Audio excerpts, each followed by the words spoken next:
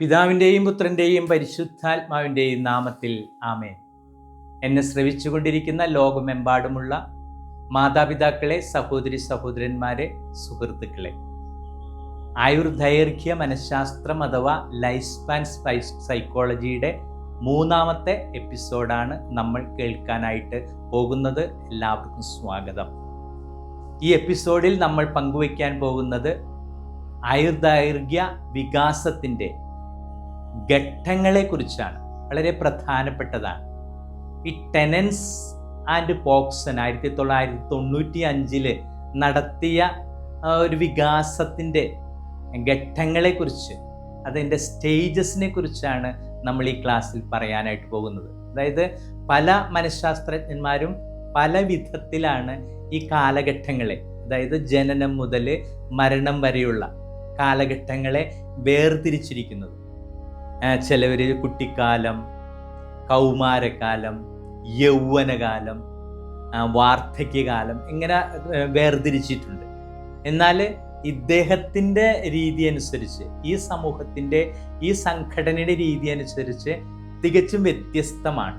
ടെനൻസ് and പോക്സൺ 1995 നടത്തിയ വികസന ഘട്ടങ്ങളെ 4ആയിട്ടാണ് തരംതിരിച്ചിരിക്കുന്നത്.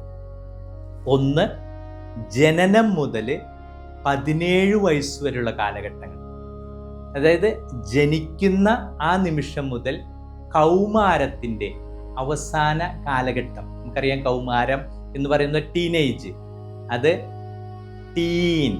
ഈൻ എന്ന് ആരംഭിക്കുന്നതാണ്. 13, 13, 14, 15, 16, 17, 18, 19. എന്നാൽ ഈ സംഘടനയുടെ രീതി അനുസരിച്ച് ജനനം മുതൽ 17 വയസ്സ് വരെയുള്ള കാലഘട്ടങ്ങളെയാണ് 1-ാമത്തെ ഘട്ടമായിട്ട് തിരിച്ചിരിക്കുന്നത്. 2-ാമത്തെ ഘട്ടമായിട്ട് 17 മുതൽ 45 വരെ, അതായത് ഇവർ പറയുന്നത് യൗവന കാലഘട്ടത്തിലെ ആദ്യ കാലഘട്ടങ്ങൾ. 17 മുതൽ 45 വരെയുള്ള കാലഘട്ടങ്ങൾ. നമുക്കറിയാം, യൗവനകാലമാണ് ഏറ്റവും ശക്തമായിട്ടുള്ള കാലം ഒരു വ്യക്തിയെ സംബന്ധിച്ചിടത്തോളം. ഇപ്പം യൗവനം ആരംഭിക്കുന്നത് ശരിക്ക് നമ്മളുടെ രീതി അനുസരിച്ച് കൗമാരം, 19 കഴിഞ്ഞിട്ട് 20 മുതൽ 40 വരെ, 20 മുതൽ 40 വരെ എന്ന് പറയുന്നവരുണ്ട്, 20 മുതൽ 45 വരെ എന്ന് പറയുന്നവരുണ്ട്. പക്ഷേ ഇവരുടെ കണക്ക് കൂട്ടലനുസരിച്ച് അത് 17 മുതൽ 45 വരെയുള്ളതാണ് യൗവന കാലഘട്ടത്തിലെ ആദ്യ ഘട്ടകങ്ങൾ. ഇനി ഇവർ പറയുന്നത് യൗവന കാലഘട്ടത്തിൽ ഒരു മധ്യകാലഘട്ടം എന്ന് പറഞ്ഞുകൊണ്ട് പറയുന്നത് 45 വയസ്സ് മുതൽ 65 വയസ്സ് വരെയുള്ള കാലഘട്ടങ്ങളാണ്. വീണ്ടും ഇവർ തരംതിരിച്ചിരിക്കുന്നത് വാർദ്ധക്യകാലം. അത് 60 തുടങ്ങി, അപ്പം 45 മുതൽ 60, 65 വരെ, അല്ലെങ്കിൽ 40 മുതൽ 65 വരെ എന്ന് പറഞ്ഞിട്ട് വീണ്ടും ഇവർ പറയുന്ന ഇവരുടെ രീതി അനുസരിച്ച് വാർദ്ധക്യം ആരംഭിക്കുന്നത് 60 മുതൽ മേലോട്ട് വരെ, മരണസമയം വരെ. ഇപ്പം നമ്മളുടെ കേരളത്തിലൊക്കെ അല്ലെങ്കിൽ ഇന്ത്യയിലൊക്കെ ഒരു കാലഘട്ടത്തിൽ വിചാരിച്ചു വെച്ചിരുന്നത് എങ്ങനെയാണ്? പെൻഷൻ കാലം 55-ാം വയസ്സാണ്. അത് കഴിഞ്ഞ് കഴിഞ്ഞാൽ പിന്നെ വാർദ്ധക്യം, മരണത്തിന് വേണ്ടി, പിന്നെ ലോക ജീവിതത്തിൽ ഒന്നും ചെയ്യാനില്ലല്ലോ എന്നൊക്കെയാണ്. പക്ഷേ മനഃശാസ്ത്രം കടന്നു കയറി പറയുന്നതാണ്. അതായത് 65 മുതൽ, ചിലർ പറയുന്നത് 65 മുതലാണ് അങ്ങോട്ട് വാർദ്ധക്യം. അപ്പോൾ ഇവരുടെ കണക്ക് കൂട്ടലനുസരിച്ച് 60 മുതൽ. അപ്പോൾ ഒരു കുട്ടിയെ സംബന്ധിച്ചിടത്തോളം അവൻ്റെ വികസനത്തിൻ്റെ ഘട്ടം അവൻ നടന്നു തുടങ്ങുന്നത് മുതലാണെന്നാണ് ഇവർ പറയുന്നത്. ലൈഫ് സ്പാൻ സൈക്കോളജിയിൽ പറയുന്നത് ഈ കണക്ക് കൂട്ടിലെടുക്കുന്ന സംഘടനയുടെ അഭിപ്രായപ്രകാരം. അതായത് കുട്ടി നടന്നു തുടങ്ങുക, 6-ാം മാസമാകുമ്പോഴേക്കും കമിഴ്ന്നു പോകും കുട്ടി. അതിക്ക് മുമ്പ് നടക്കുന്നവരുണ്ട്, അതിക്ക് പിന്നെ ശേഷവും സംഭവിക്കുന്നവരുണ്ട്.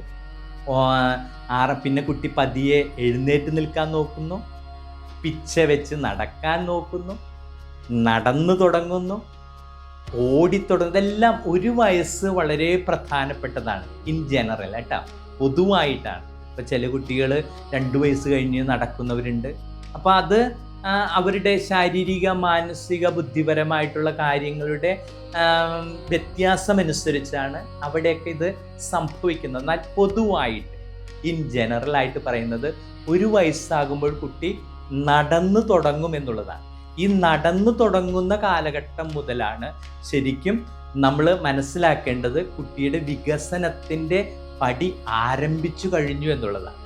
അപ്പം ആദ്യ കാലഘട്ടങ്ങളിലൊക്കെ ഒരു അമ്മ, അപ്പ, ചേട്ട, ചേച്ചി എന്നൊക്കെ കുട്ടി ആദ്യം വാക്കുകൾ ഉച്ചരിക്കാൻ തുടങ്ങുമ്പോൾ നമ്മളൊക്കെ ഒരുപാട് സന്തോഷിക്കും കുട്ടിയുടെ. പക്ഷേ ചില കുട്ടികൾ പെട്ടെന്ന് അങ്ങ് സംസാരിക്കും.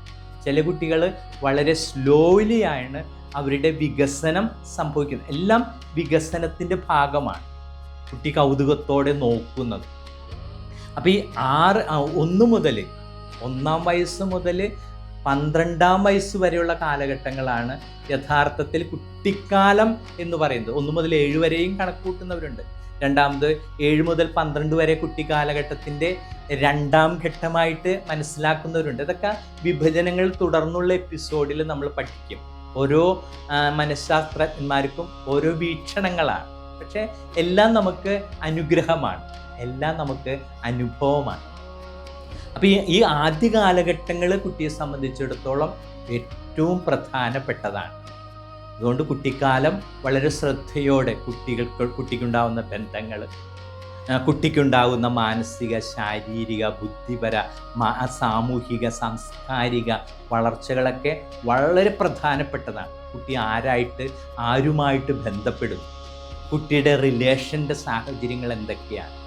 അപ്പോൾ നമ്മളെല്ലാവരുമായിട്ട് പോയി മാതാപിതാക്കളൊക്കെ പറഞ്ഞു കൊടുക്കില്ലേ, മോനെ അവിടെ പോകരുത്, അവരായിട്ട് കളിയാക്കരുത്, അത് ഒരു പരിധി വരെ കുട്ടിയുടെ വികസനത്തിന് സഹായിക്കും. നമ്മുടെ വിശ്വാസം അനുസരിച്ച് എല്ലാവരുമായിട്ട് ബന്ധപ്പെടണം എന്ന് പറയുമ്പോൾ നമ്മുടെ സൈക്കോളജി പറയുന്നത് മാതാപിതാക്കൾ കൊടുക്കുന്ന കുറേ ഇൻപുട്സ് ഉണ്ട്, അതൊക്കെ കുട്ടിക്ക് വളരെ ഉപകാരപ്രദമായിരിക്കും. അപ്പം അറിവുള്ളവരായിട്ട് ബന്ധപ്പെടുന്നവരുണ്ട്, എല്ലാവരുമായിട്ട് പക്ഷെ കുട്ടി നടത്തുന്ന സെലക്ഷൻ വളരെ ഇമ്പോർട്ടൻ്റ് ആണ്.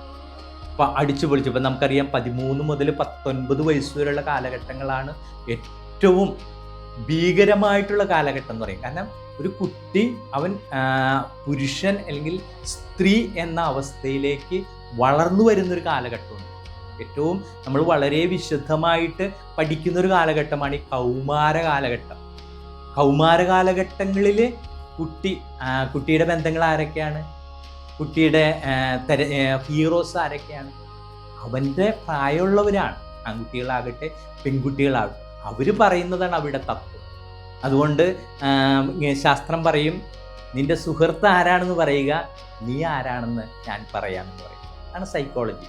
അപ്പോൾ അതുകൊണ്ട് നമുക്ക് മനസ്സിലാക്കാനായിട്ട് സാധിക്കേണ്ട ഒരാവശ്യകത കൂടിയുണ്ട് ഈ കാലഘട്ടത്തിൽ.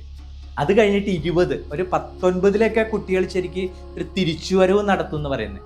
എനിക്കൊരു ജോലി വേണം, എനിക്കൊരു ഭാവി വേണം, എനിക്കൊരു വിവാഹം വേണം, എനിക്കൊരു കുടുംബം വേണം, എനിക്ക് കുട്ടികൾ വേണം. ഇതെല്ലാം സംഭവിക്കുന്നത് അവൻ്റെ യൗവന ആരംഭത്തിലാണ്. യഥാർത്ഥത്തിൽ ഒരു വ്യക്തിയുടെ ജീവിതം പുഷ്ടിപ്പെടുന്നത് ഏത് കാലഘട്ടത്തിലാണ്? യൗവന കാലഘട്ടത്തിലാണ്. അത് 45 വരെ നിലനിൽക്കും ഈ പിന്നെ അവന് മക്കളായി, മക്കളുടെ ഭാവിയെക്കുറിച്ചുള്ള ചിന്തകളായി. എറിക് എറിക്സൺ പറയുന്ന 8 കാലഘട്ടങ്ങളുണ്ട്. ഇതിൽ ഒരു 60 കഴിയുമ്പോൾ ഒരു തിരിഞ്ഞു നോട്ടമുണ്ട് ഓരോ വ്യക്തിയും. ഞാൻ ജീവിതത്തിന് വേണ്ടി എന്ത് ചെയ്തു? അപ്പോൾ അത് ചിലപ്പോൾ നിരാശയിലേക്കാകാം, ചിലപ്പോൾ അത് ഹോൾനെസ്, സമഗ്രതയിലേക്കും ആകാം എന്ന് പറയും എറിക് എറിക്സൺ. അപ്പം ഈ കാലഘട്ടങ്ങളെല്ലാം ഓരോ വ്യക്തിയെ സംബന്ധിച്ചിടത്തോളവും വളരെ പ്രധാനപ്പെട്ടതാണ്. അപ്പം 45 കഴിയുമ്പോൾ, 45 മുതൽ 60 വരെയുള്ള കാലഘട്ടങ്ങളിലാണ് മാതാപിതാക്കളൊക്കെ മക്കൾക്ക് വേണ്ടതെല്ലാം ചെയ്തു കൊടുത്തിട്ട് അവർക്ക് ഭവനം വെച്ചു കൊടുക്കുന്നു, അവർക്ക് സ്ഥലം മേടിച്ചു കൊടുക്കുന്നു, ഉള്ളതിൽ അവർക്കുള്ള ഭാഗങ്ങൾ കൊടുത്ത് ഓരോരോ തലങ്ങളിലായിട്ട് അവരെ മാറ്റിപ്പാർപ്പിച്ച് അവരുടെ ജീവിത രീതിയൊക്കെ സുസ്ഥിരമാക്കി കഴിഞ്ഞിട്ട് പിന്നെ ഒരു ആശ്വസിക്കുന്നൊരു കാലഘട്ടമാണ്. അപ്പം 60 ആവുമ്പോഴേക്കും എല്ലാം പൂർണ്ണമായിട്ടിരിക്കുന്നു. അതുകൊണ്ടാണ് ജനിക്കുന്ന കാലഘട്ടം മുതൽ സൈക്കോളജിസ്റ്റ് ഒരുപാട് ഇൻസിസ്റ്റ് ചെയ്യുന്നത് ഏറ്റവും ഉത്തരവാദിത്തോടെ ജീവിക്കേണ്ട ഒരു കാലഘട്ടമാണ് ബുദ്ധിവികാസം സംഭവിക്കുന്നത്. അപ്പം ബുദ്ധിയുടെ ജ്ഞാനത്തിൻ്റെ, അറിവിൻ്റെ, ബുദ്ധിയിലൂടെ ഇൻ്റലക്ച്വലിൻ്റെ വളർച്ചയൊക്കെ 17 to 21 വരെയാണ്.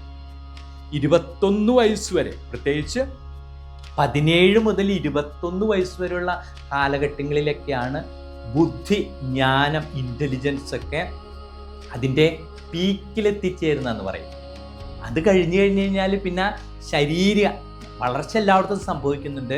പക്ഷെ ഓരോ വളർച്ചയ്ക്കും ഓരോ കാലഘട്ടങ്ങൾ നിശ്ചയിച്ചിട്ടുണ്ട്. 24 വയസ്സ് വരെയൊക്കെയാണ് ശരീരത്തിൻ്റെ പുഷ്ടിയും വളർച്ചയൊക്കെ സംഭവിക്കുക എന്നൊക്കെ പറയും. ഓരോ മനഃശാസ്ത്രജ്ഞന്മാർക്കും ഓരോ കാഴ്ചപ്പാടുണ്ട്. അപ്പോൾ വികസനത്തെക്കുറിച്ച് പല മനഃശാസ്ത്രജ്ഞന്മാർക്കും, വികസന ഘട്ടങ്ങളെക്കുറിച്ച് പല മനഃശാസ്ത്രജ്ഞന്മാർക്കും പല കാഴ്ചപ്പാടുകളാണ്. നമ്മൾ ഇന്ന് കണ്ട വികസനത്തിൻ്റെ ഘട്ടങ്ങൾ പോക്സൺ, ടെനൻസ് ആൻഡ് പോക്സൺ 1995 നടത്തിയ വീക്ഷണത്തിൻ്റെ ഭാഗമായിട്ടുള്ളതാണ്. അത് 4 എണ്ണമുണ്ട്. ഒന്ന്, ജനനം മുതൽ കൗമാരം വരെ, 1-ാം വയസ്സ് മുതൽ 17-ാം വയസ്സ് വരെ, 2 യൗവന കാലഘട്ടത്തിലെ ആദ്യഘട്ടം എന്ന് പറഞ്ഞ് 17 മുതൽ 45 വരെ, അത് കഴിഞ്ഞ് യൗവന കാലഘട്ടത്തിലെ 2-ാം ഘട്ടം, മധ്യകാലഘട്ടം, അത് 40 മുതൽ 65 വരെ എന്നും 45 മുതൽ 65 വരെ എന്നും 2 നിരീക്ഷണങ്ങളുണ്ട്. പിന്നെ വാർദ്ധക്യകാലം, 4-ാമത്തെ ഘട്ടം, വാർദ്ധക്യം 60 മുതൽ മേലോട്ട് എന്ന് പറയുന്നു. അപ്പോൾ ഈ കാലഘട്ടങ്ങളിലൂടെയൊക്കെ പോകുമ്പോൾ യഥാർത്ഥത്തിൽ ശരീരത്തിന്, മനസ്സിന്, ബുദ്ധിക്ക്, അതുപോലെ സംസ്കാരം, സമൂഹം, ജീവിത രീതി എല്ലാം ഈ കുട്ടിയുടെ വളർച്ചയ്ക്ക് കാരണമായിട്ട് തീരുന്നുണ്ട്, വികസനത്തിനും മാറ്റത്തിനും കാരണമായിട്ട് തീരുന്നുണ്ടെന്നുള്ള ഈ 3-ാമത്തെ എപ്പിസോഡ് നിങ്ങൾക്ക് മനസ്സിലായി എന്ന് വിശ്വസിക്കുന്നു. സംശയങ്ങളൊക്കെ ഉണ്ടെങ്കിൽ കമൻ്റായിട്ട് എഴുതണം. എല്ലാവരും മനസ്സിലാക്കി പോകാനായിട്ട് നമ്മൾ പഠിക്കുന്ന ഈ 3 എപ്പിസോഡുകൾ കേട്ടവർ മറ്റുള്ളവർക്കും അയച്ചു കൊടുക്കണം. എല്ലാവരും ഒന്ന് ബോധ്യങ്ങൾ ഉണ്ടാകുവാനായിട്ട്, ഓരോ കാലഘട്ടത്തിലും എത്രയോ ശ്രദ്ധയോടെയാണ് മക്കളെ വളർത്തേണ്ടത്, മക്കൾ വളരേണ്ടത് എന്നുള്ള ചിന്തയിലേക്ക് നയിക്കുവാനായിട്ട് അച്ഛൻ്റെ ഈ ക്ലാസ് വളരെ ഉപകാരപ്രദമായി എന്ന് അച്ഛൻ വിശ്വസിക്കുന്നു. ദൈവം നമ്മളെല്ലാവരെയും അനുഗ്രഹിക്കട്ടെ. പിതാവിൻ്റെയും പുത്രൻ്റെയും പരിശുദ്ധാത്മാവിൻ്റെയും നാമത്തിൽ ആമേൻ.